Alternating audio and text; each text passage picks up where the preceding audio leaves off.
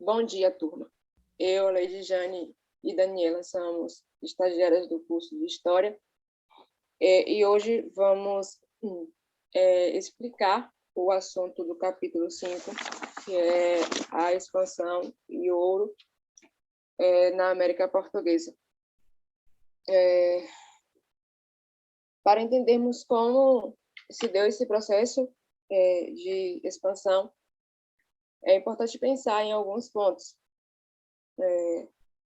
Primeiro, que apesar da expansão na América Portuguesa ter começado no início do século XVI, ela só se expande para o interior, ela não se expande, melhor dizendo, ela não se expande para o interior, permanecendo apenas no litoral. E segundo ponto importante é que esse cenário só vai mudar com a união das coroas ibéricas, onde Portugal e Espanha se unificam se tornando uma única coroa. Nesse contexto aí, é importante pensar que nesse momento da união das coroas, o Tratado de Tordesilhas, qual dividia o continente americano entre essas duas grandes potências, ele vai deixar de fazer sentido, o que vai facilitar, assim, a expansão ao interior do Brasil. Então, assim, dando sequência a esses fatores que influenciaram ou contribuíram para a expansão da colônia, nós vamos ter a união das coroas ibéricas, né, Portugal e Espanha, como eu já disse, e as atividades produtivas que foram iniciadas pelos bandeirantes. Também vamos ter as invasões dos inimigos à colônia, sobretudo os holandeses. E, juntamente com esses fatores, vamos falar um pouco sobre os grupos que contribuíram para esse processo de expansão.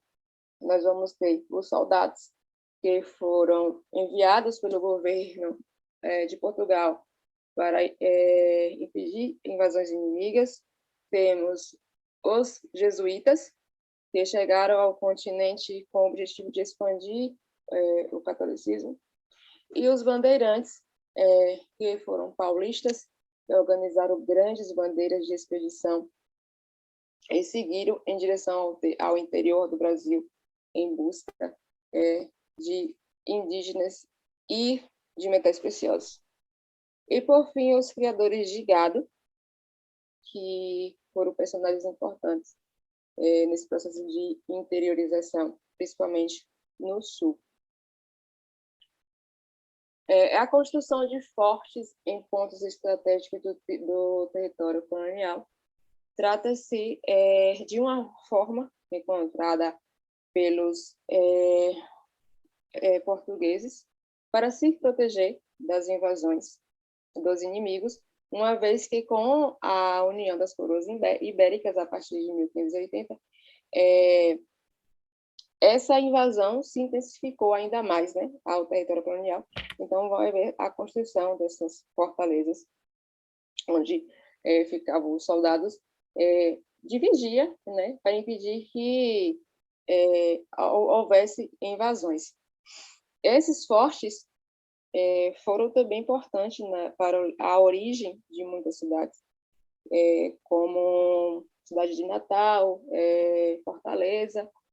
Inclusive, o livro de vocês, no capítulo 5, na página 95 e 96, vai falar um pouco desses principais fortes e as cidades que foram construídas a partir daí. Aqui, no slide, nós temos o Forte de São Marcelo, que se encontra em Salvador. Foi construído nos primeiros anos do século XVII e foi ocupado pelos holandeses. E agora, Dani, dá sequência falando das missões jesuíticas. As missões jesuíticas, no caso, tinham a ideia de difundir o catolicismo e converter indígenas e integrá-los à civilização. Essas missões jesuíticas vieram, ficaram principalmente no litoral, mas com o processo dessa expansão, com o processo desses indígenas se refugiando nesse interior da colônia, essas missões acabaram também indo para esse interior da colônia e em busca desses indígenas para formar esse aldeamento. E essa ideia de integrar a civilização era no qual fizesse com que eles seguissem essa civilização europeia, no qual tratam esses indígenas como selvagens, e os que fossem integrados a essa civilização tornariam pessoas, nos padrões europeus, pessoas mais melhores. E então, considerando essas missões jesuíticas, considerava a religião indígena não como boa em relação à católica. Então, mostrando também que essas missões jesuíticas tinham seus interesses. Não era só levar coisas positivas, tanto que eles conseguem, alguns jesuítas conseguem enriquecer a partir desse processo. Aqui tem a imagem desses jesuítas catequizando esses indígenas. Também pensar que esses indígenas também reagiram e, como eu já tinha falado anteriormente, nem pensar que nem essa civilização que eles falavam que ia levar os indígenas, era de forma positiva. E aqui tem o mapa das principais missões jesuíticas, que tinha ao norte, em vez das missões portuguesas, e ao sul do mapa tem as missões espanholas, mostrando que essas missões se localizaram principalmente nessas regiões, nesse período. E sobre os bandeirantes, é importante ressaltar o que eram os bandeirantes e quais eram os seus objetivos. O que eram, no caso, os bandeirantes eram expedições lideradas por jovens paulistas e tinham como objetivo em busca de metais preciosos, como ouro ou outras pedras preciosas, e também a caça indígena ou então a destruição de quilombos. E as bandeiras, no caso, foram expedições que eram bancadas, que eram expedições, no caso, particulares, no qual os pais ou os sogros desses jovens bancavam essas expedições. Já o sertanismo de contrato eram expedições organizadas para combater indígenas que existiam, essa escravização, ou então quilombos, que era também formado por esses ex-escravos ou escravizados fugitivos. Então, uma forma de sertanismo de contrato famosa foi a que conseguiu destruir o quilombo dos Palmares. E também, nessa busca de ouro e diamantes, vale ressaltar também que havia as bandeiras, no caso, que eram as de entradas, que no caso eram expedições oficiais, que era lançada pela coroa portuguesa, que no qual ia em busca desses metais preciosos no interior da colônia, em busca desse ouro no interior da colônia. Então, sobre essas bandeiras, tem essas diferenças entre as três. E aqui tem a imagem do sertanismo de contrato, no qual eu já falei anteriormente, e no qual mostra esses bandeirantes em disputa com esses escravizados. E no qual essa intenção desse sertanismo de contrato era essa derrubada desses quilombos.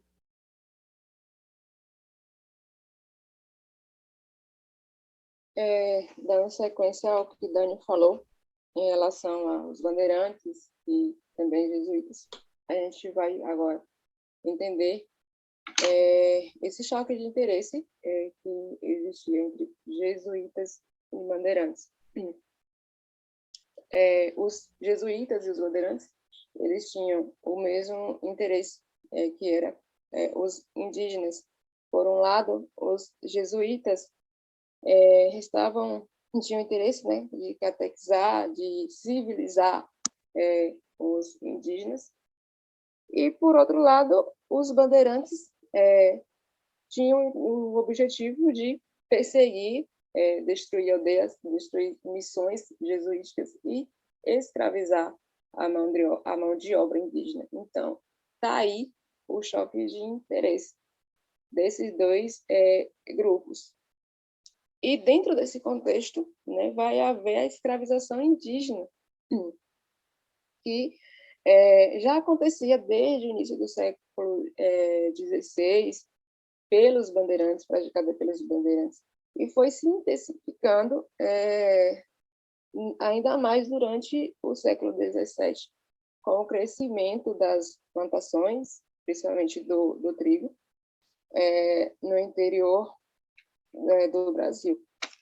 Aqui essa imagem mostra os índios, a outra imagem, né? Capturados por bandeirantes, né? Temos a imagem dos índios sendo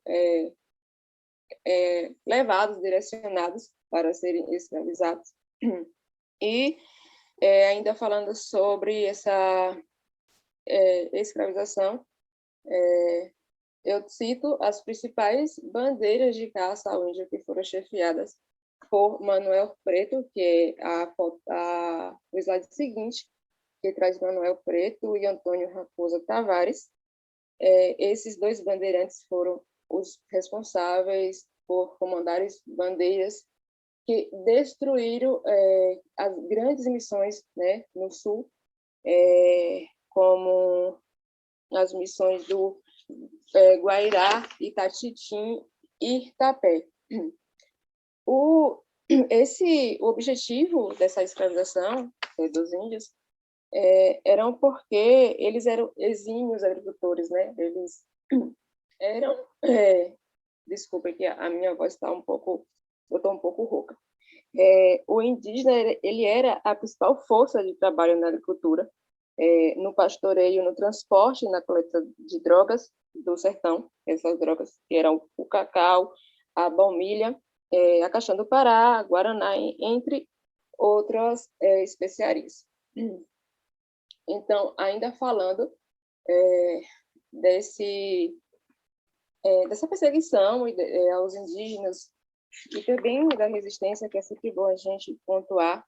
Os indígenas, eles nunca foram pacíficos, eles nunca aceitaram essa condição facilmente, né? Sempre estavam resistindo, inclusive em um período em que os jesuítas chegaram a entregar armas de fogo para que eles pudessem combater as invasões dos bandeirantes. Então, falando um pouquinho sobre esse trecho que traz aqui do texto de Maria Rezende, com o título Ouro Vermelho de Minas Gerais. Esse texto, o texto completo, né, se encontra no livro, na página 100, e depois vocês podem estar lendo e refletindo sobre o que ele traz. E o trecho desse livro, aqui no slide, diz assim, do livro não, do texto. A história de Minas é também uma crônica de uma guerra silenciosa e de incontáveis embates entre colonos e índios nos sertões e nas vilas. Esse trecho faz a gente refletir quando nos referimos à história de Minas Gerais, à Sociedade do Ouro. A gente sempre só se refere, né, a essa história mesmo, dos grandes homens, dos bandeirantes, dos desbravadores do interior do Brasil que descobriu esse ouro, da coroa portuguesa, enfim. Mas esquecemos de citar essas pessoas, essa população indígena que foi de fato silenciada, que foi declarada uma guerra que eles não foram, que a eles não foram, como que diz, preparados, né, na verdade. Então, os indígenas, né, foram perseguidos e massacrados durante todo esse período do, do ouro, né, da situação do ouro. E agora a Dani fala um pouquinho sobre a pecuária colonial.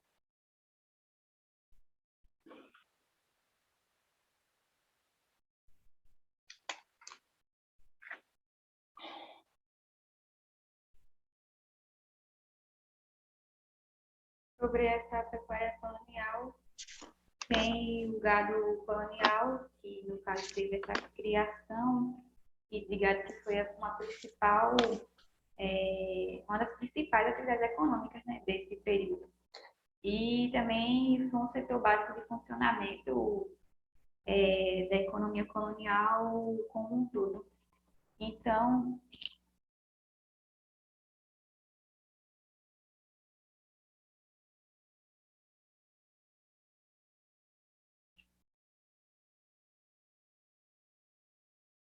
o notebook travou. Eu estou te ouvindo aqui. Vai seguindo, que eu estou te ouvindo. Como eu estava falando, da criação do gado, que foi uma das principais atividades econômicas desse período, e também foi um setor básico para esse funcionamento dessa economia como um todo. Essa pecuária ligava-se a esse mercado interno, que vai ser explicado mais à frente. E também essa mercadoria não era só usado na alimentação, como também era como também a alimentação e também ao trabalho, eles eram destinados. Então, aqui nesse mapa mostra na área em laranja as áreas de criação de gado e em verde, na seta em verde, essa expansão dessa pecuária nessas áreas. Aqui mostra na região nordeste esse sentido de expansão dessa pecuária e na região sul também. E também sobre essa expansão do gado no sertão, foi também vale ressaltar que foi um processo também conflituoso, né? Que foi marcado por lutas desses criadores contra os indígenas que viviam nessa área, como já foi mostrado no mapa anterior, nessa região sul, foi de grandes missões jesuíticas, onde havia um grande número de indígenas. Então, houve bastante conflito que esses criadores de gado acabam vencendo com a ajuda dos bandeirantes. Então, e sobre a questão do gado no sul, a partir quando houve essa destruição dessas missões jesuíticas, fez com que esse gado fosse criado em larga escala nessas áreas. Então, várias pessoas foram atraídas por esses rebanhos, e principalmente os jovens paulistas. Então, nessa área também teve o interesse dos portugueses em povoar. E com isso eles trazem 4.000 açoiranos nesse período. Esses açoiranos, no caso, eram os habitantes das ilhas de Açores, que era pertencente a Portugal, ficava localizada no Oceano Atlântico. Então, com isso, essas áreas acabam sendo povoadas e formam importantes vilas que acabam mais tarde contribuindo para essa incorporação dessa área e também que mais tarde passa a ser o atual estado do Rio Grande do Sul. Aqui tem essa imagem que representa esse processo de criação de gado nessas fazendas. E sobre esse processo de ouro na América Portuguesa, a partir que começa a exploração, vale ressaltar quais mudanças houveram nessa sociedade do ouro, também quais conflitos passaram a existir, quais regulamentos a coroa portuguesa passa a fazer também em cima dessa exploração do ouro. Aqui tem as principais bandeiras, que eu já falei atrás, que tem as diferenças entre as bandeiras. E aqui tem essa área em vermelho, a seta em vermelho, que significa as bandeiras de busca de ouro e diamantes, que estão principalmente nessa área aqui de Cuiabá, de Vila Rica e de Sabará, em Minas Gerais, que foram onde se descobriu, através dessas bandeiras, onde se descobriu ouro, inicialmente. E tem essas bandeiras de caça ao índio, que está em verde, e também tem relação de se encontrar as maiores missões jesuíticas nesse período também. E aqui é uma imagem dos bandeirantes a caminho dessas minas, em busca desse ouro. E também com essa primeira descoberta, houve um impacto na colônia. No caso, esse impacto foi aqui na produção de alimentos, porque houve um grande número de contingente de pessoas entrando na colônia, nesse interior de Minas, tanto de vilas próximas de outras vilas, como também de portugueses vindo também em busca desse ouro. Tanto que Portugal acaba criando leis de restrições para a entrada desses portugueses na colônia. Então, como houve esse grande número de pessoas na colônia, um aumento, também as pessoas se preocuparam nesses anos iniciais, nessa busca pelo ouro, e acabaram não dando importância à agricultura e nem à criação de animais. Então, com isso, passou a, a não ter tanta essa preocupação. Mas, quando essa crise começou, verdade, a partir do século XVII, as pessoas voltaram a fazer plantações dos alimentos básicos, como milho, feijão e também a criação de animais. Então, essa crise de alimentos teve uma queda. Então, como o Dani já citou aí, né, com esse grande crescimento populacional na colônia, criaram também conflitos, né? E um desses conflitos foi conhecido como a Guerra dos Emboabas, que foram envolvidos os paulistas e forasteiros. Dentro desse grupo de forasteiros estão os portugueses e pessoas que vinham de outras partes da colônia. Os paulistas, né, os bandeirantes, se achavam com o direito exclusivo sobre a região, por terem sido eles os responsáveis por descobrir o metal.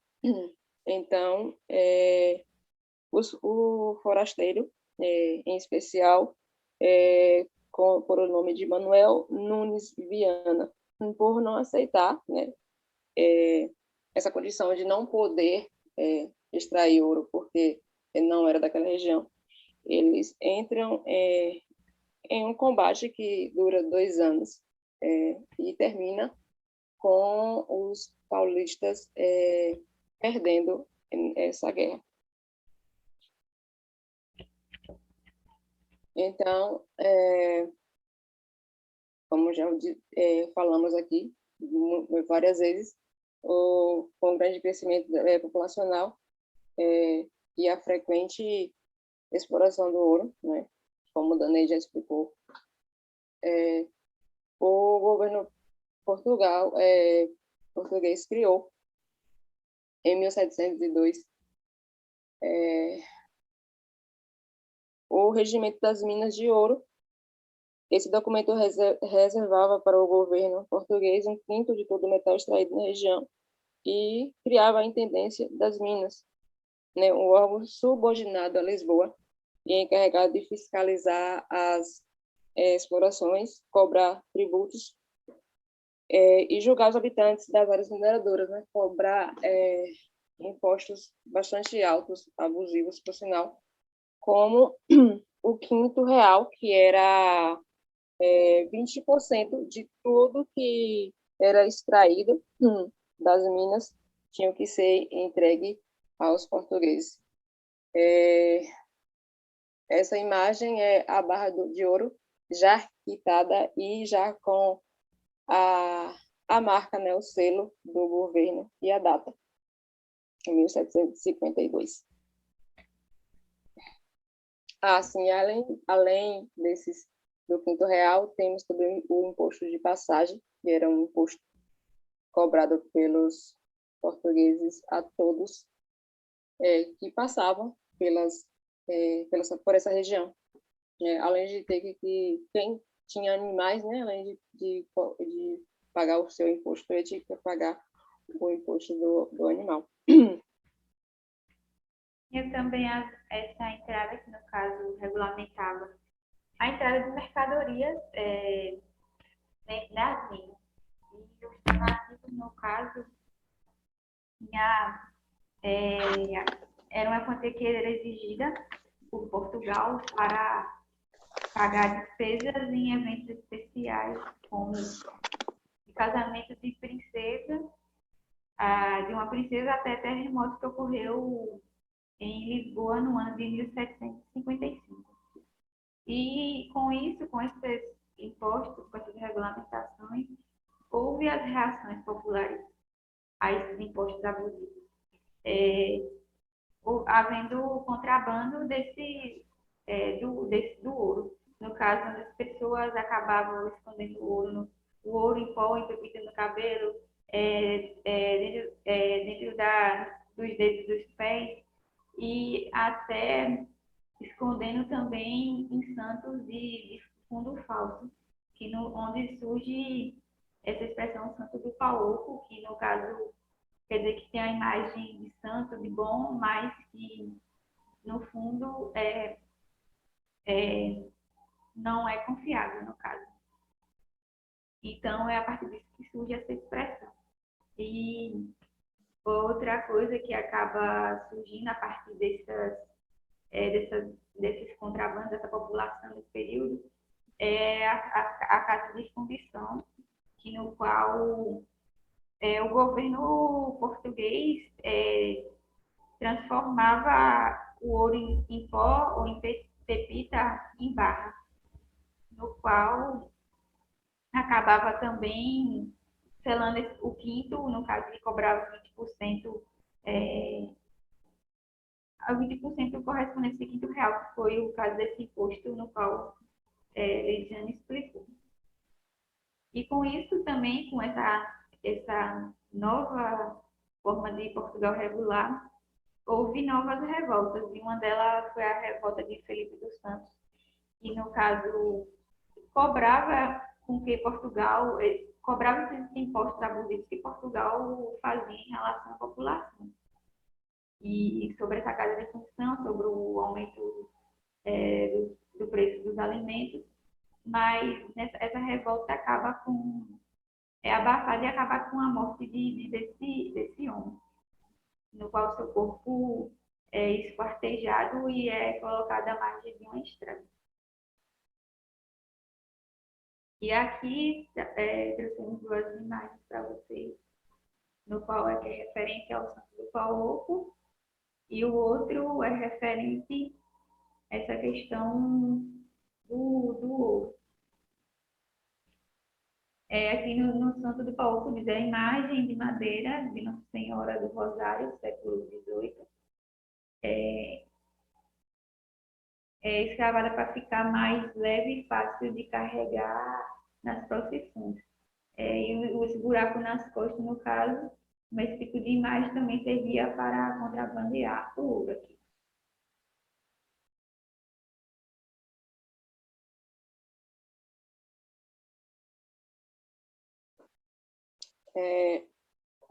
Quem se beneficiou com a extração do ouro? Bom, sem dúvida, os grandes beneficiados foram a coroa portuguesa e a Inglaterra.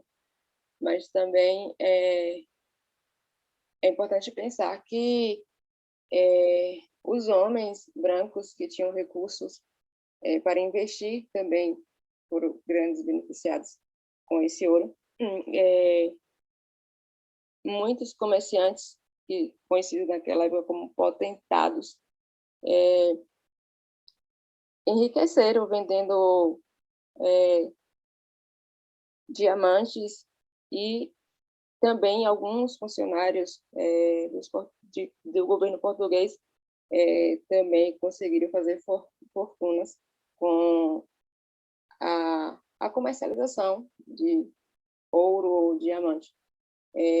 Mas voltando a falar de Portugal e de Inglaterra, Portugal foi a grande beneficiadora de tudo isso, né? Como o Dan já citou, com a cobrança, e eu também, dos altos impostos, com o autoritarismo, né? E a repressão sobre essa população. A Inglaterra, o Portugal, melhor dizendo, que tinha uma dívida com a Inglaterra, ele vai pagar essa dívida com o ouro do Brasil, e com esse pagamento a Inglaterra ela vai poder investir no comércio e na indústria, porque vai fazer com que elas cresçam ainda mais a sua economia. Pode dar seguimento, Dani.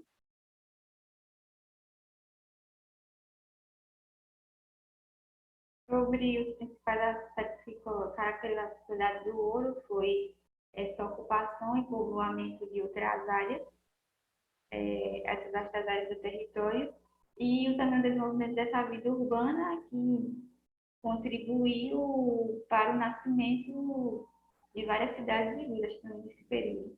E outra mudança também que ocorre é da capital Salvador para o Rio, e acaba sendo no ano de 1763, e que também passa a ser o único porto por onde o governo português permitia que se embarcasse o ouro. Outra questão também que ocorre nesse período é a consolidação do mercado interno, e a mineração, no caso, atraiu essa questão da pecuária, que eu já ouvi falar de que foi uma importante atividade econômica desse mercado interno. Então, essa atividade, essa mineração atraiu essa pecuária gaúcha e a nordestina, que foram os dois grandes locais onde houve essa criação de gado. E também a população que hoje é dos atuais estados de Minas Gerais e de Mato Grosso e Goiás comprou com ouro que necessitava nesse período, o que essa sociedade não tinha. Que no caso era os gado, o couro, a farinha de mandioca que vinha do Nordeste, também o gado que vinha e a carne de charque também que vinha do Sul.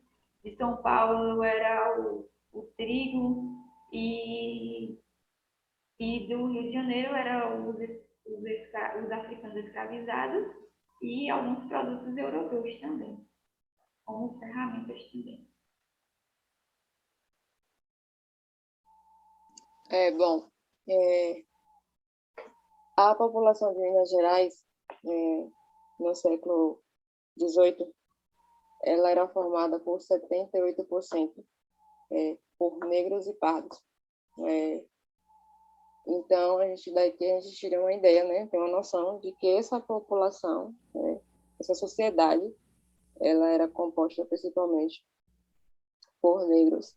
E aqui, como o gráfico mostra, né, sendo 52% da população era negra, 26% pardos e 22%, apenas 22% eram brancos. Então, a gente percebe que realmente havia um grande contingente de pessoas que eram, né, escravizados sendo até maior que a população branca. E dentro dessa hierarquia, vamos ter os potentados, que eu já citei anteriormente, que foram os grandes comerciantes que se beneficiaram não só com a mineração, mas também com o gado, né, o corte da carne, né, e as camadas médias escravizadas e os homens livres e pobres. Pode dar seguimento, Dani. Os escravizados, no caso, era a base da sociedade, no qual também faziam trabalho nas minas e em péssimas condições. Assim como também eles faziam o transporte de carga e de pessoas, também participavam da construção de chafariz e construção de casas de prata. E também, um outro fator também, que eles tinham uma péssima alimentação, que era pobre em proteínas, e isso fazia com que eles morressem mais fácil e mais cedo. Então, as condições dos escravizados eram as condições tanto de trabalho quanto de alimentação, eram horríveis. E dos homens livres e pobres, eles não tinham uma profissão ao certa nessa sociedade. E muitas vezes esses homens passavam o tempo ou em jogos ou fazendo pequenos furtos. Então, muitas vezes, esses homens livres e pobres também eram perseguidos pelas autoridades da época. E também eles acabavam, em algumas situações, fazendo o trabalho desse escravizado, que era considerado trabalho que os escravos não poderiam fazer.